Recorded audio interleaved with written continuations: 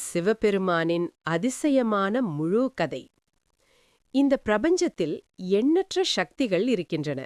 ஆனால் அந்த சக்திகளின் ஆதியாகவும் அந்தமாகவும் இருக்கும் ஒரு சக்தி இருக்கிறது. அவர்தான் சிவபெருமான். அவர் ஒரு தெய்வம் மட்டுமல்ல, ஒரு சக்தி, ஒரு தத்துவம், ஒரு உண்மை. பிரபஞ்சம் உருவாகும் முன் இருள் மட்டும் இருந்தது. காலமில்லை, இடமில்லை, படைப்பு இல்லை. அப்போது ஒரு பரமசக்தி மட்டும் இருந்தது. அந்த சக்தியே ஆதிசிவன்.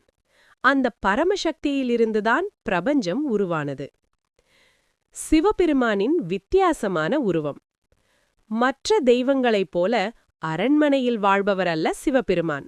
அவர் வாழும் இடம் கைலாசமலை. பனி மூடிய அந்த பரிசுத்து மலை அவரது தியான இடம். அவரது உருவம் மிகவும் வித்தியாசமானது. தலையில் நீண்ட ஜடாமுடி, அந்த முடியில் புனித கங்கை நதி, நெற்றியில் 3வது கண், கழுத்தில் பாம்பு, உடலில் பசுமண் சாம்பல். அவர் அணியும் உடை புலித்தோல். அவர் கையில் இருக்கும் ஆயுதம் திரிசூலம். இந்த உருவம் ஒரு ஆழமான தத்துவத்தை சொல்கிறது. பொலிவும் ஆடம்பரமும் சிவனுக்கு தேவையில்லை. அவர் இயற்கையின் தெய்வம். 3வது கண். சிவபெருமானின் நெற்றியில் ஒரு சக்தி வாய்ந்த கண் உள்ளது. அதுதான் ஞானக்கண். இந்த கண் திறந்தால் எல்லாவற்றையும் அழிக்கும் சக்தியுள்ளது. ஒருமுறை காமதேவன் சிவபெருமானின் தியானத்தை கலைக்க முயன்றார். அவர் அம்பை எய்தார். அப்போது சிவபெருமான் கோபத்தில் தன் 3வது கண்ணை திறந்தார்.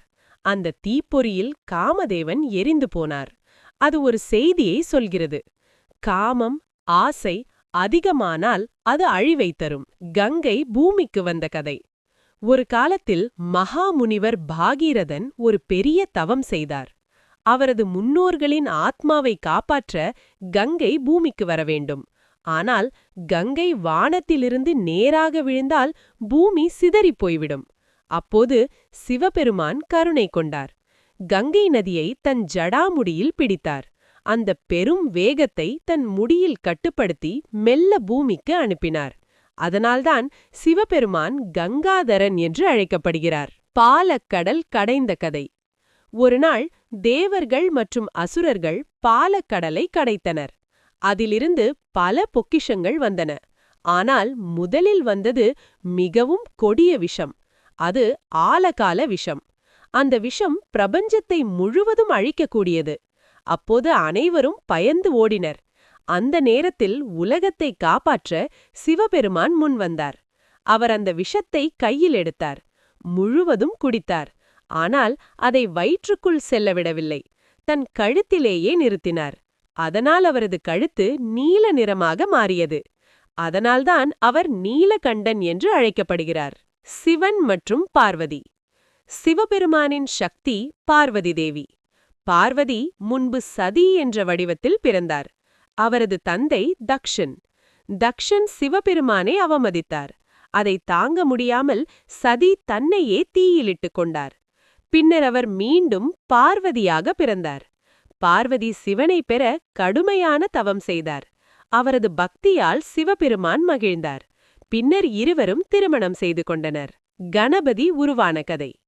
சிவபெருமானுக்கு 2 மகன்கள் உள்ளனர். முதல்வர் கணபதி. அவர் அறிவின் தெய்வம்.